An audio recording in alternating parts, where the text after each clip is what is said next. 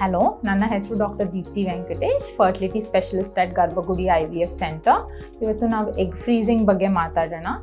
ಇತ್ತೀಚೆಗೆ ಈ ಟಾಪಿಕ್ ಎಲ್ಲರೂ ತುಂಬ ಕೇಳ್ತಾ ಇದ್ದಾರೆ. ಯಾಕಂದರೆ actresses are getting pregnant at a later age. 42 ಅಲ್ಲಿ ಹೆಂಗೆ ಸಾಧ್ಯ, 40 ಅಲ್ಲಿ ಹೆಂಗೆ ಸಾಧ್ಯ ಅಂತ. This is only possible because ಅವರು ಈ ಇನ್ಫಾರ್ಮೇಷನ್ನ ಯೂಸ್ ಮಾಡಿಕೊಂಡು ಯಂಗರ್ ಏಜಲ್ಲೇ ಇದ್ದಾಗ ಅವ್ರ ಎಗ್ಸ್ನ ಫ್ರೀಸ್ ಮಾಡಿರ್ತಾರೆ. So what is this egg freezing?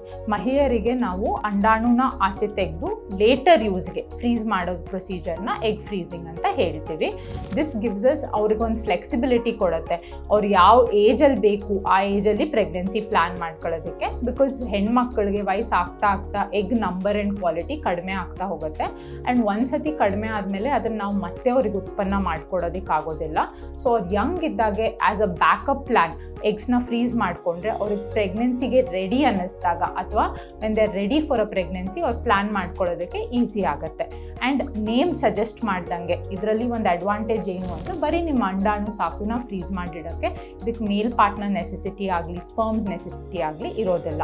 ಇದು ಯಾರ್ಯಾರೆಲ್ಲ ಮಾಡ್ಬೋದು?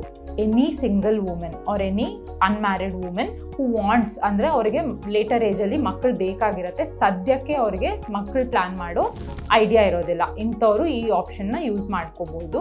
ಆ್ಯಂಡ್ ಎನಿ ಮೆಡಿಕಲ್ ರೀಸನ್ ಅಂದರೆ ಕ್ಯಾನ್ಸರ್ ಆಗಿರ್ಬೋದು ಅಥವಾ ಕೀಮೋಥೆರಪಿ, ರೇಡಿಯೋಥೆರಪಿ ಅಂತ ಟ್ರೀಟ್ಮೆಂಟ್ಸಿಂದ ಅಂಡಾಣುಗೆ ಎಫೆಕ್ಟ್ ಆಗುತ್ತೆ. ಅಂಥ ಟ್ರೀಟ್ಮೆಂಟ್ಸ್ಗೆ ಸ್ಕೆಡ್ಯೂಲ್ ಆಗಿರೋರು ಕೂಡ ಅವ್ರ ಅಂಡಾಣುನ ಫ್ರೀಸ್ ಮಾಡಿ ಲೇಟರ್ ಯೂಸಿಗೆ ಇಟ್ಕೋಬೋದು. ಇದಕ್ಕೆ ಮಾಡೋದಕ್ಕೆ ಒಂದು ಏಜ್ ಅಂತ ಇದೆಯಾ? Definitely egg freezing you can do as long as eggs ಇರೋವರೆಗೂ ನಾವು ಎಗ್ಸ್ ಫ್ರೀಸ್ ಮಾಡ್ಕೋಬೋದು. ಬಟ್ ಯಂಗರ್ ಏಜಸ್ ಅಂದರೆ 35ಗಿಂತ ಕಡಿಮೆ ಮಾಡೋವರೆಗೆ ನಮಗೆ ಒಳ್ಳೆ number of eggs plus quality eggs ಸಿಗೋ ಚಾನ್ಸಸ್ ಜಾಸ್ತಿ ಇರುತ್ತೆ. ಈ ಎಗ್ಸ್ ಎಷ್ಟಿದೆ ನಮಗೆ ಅಂತ ಹೆಂಗೆ ಗೊತ್ತು ಮಾಡ್ಕೊಳ್ಳೋದು? ಇದಕ್ಕೆ ಕೂಡ ಒಂದು ಸಿಂಪಲ್ ಬ್ಲಡ್ ಟೆಸ್ಟ್ ಇದೆ. ಅದನ್ನು ನಾವು AMH ಅಥವಾ ಆ್ಯಂಟಿ ಮುಲೇರಿಯನ್ ಹಾರ್ಮೋನ್ ಅಂತ ಹೇಳ್ತೀವಿ. ಸೊ ಈ ಎಲ್ಲ ಇನ್ಫಾರ್ಮೇಷನ್ ಇಟ್ಕೊಂಡು ಯಂಗರ್ ಏಜಲ್ಲಿ ಎಗ್ನ ಫ್ರೀಸ್ ಮಾಡ್ಕೊಡೋರಿಗೆ ಅಡ್ವಾಂಟೇಜ್ ಏನು ಅಂದರೆ ವಿತಿನ್ 35 ಮಾಡೋರಿಗೆ ನಮಗೆ ಒಂದು 10ರಿಂದ 15 ಒಳ್ಳೆ ಕ್ವಾಲಿಟಿ ಮೊಟ್ಟೆಗಳು ಸಿಕ್ಕಿದ್ರೆ ಡೆಫಿನೆಟ್ಲಿ ನೀವು ಪ್ರೆಗ್ನೆನ್ಸಿ ಪ್ಲ್ಯಾನ್ ಮಾಡಬೇಕು ಅಂದ್ಕೊಂಡಾಗ ಅದರಿಂದ ಒಳ್ಳೆ ಭ್ರೂಣ ಬರೋ ಚಾನ್ಸಸ್ ಜಾಸ್ತಿ ಇರುತ್ತೆ. ಇದ್ರ ಬಗ್ಗೆ ನಿಮಗೆ ಹೆಚ್ಚಾಗಿ ಮಾಹಿತಿ ಬೇಕಂದರೆ ಒಂದು ಫರ್ಟಿಲಿಟಿ ಸ್ಪೆಷಲಿಸ್ಟ್ನ ಮೀಟ್ ಆಗಿ, ಹಾಗೆ ನಮ್ಮ ಚಾನೆಲ್ನ ಇಂಥ ವೀಡಿಯೋಸ್ಗಾಗಿ ಫಾಲೋ ಮಾಡಿ.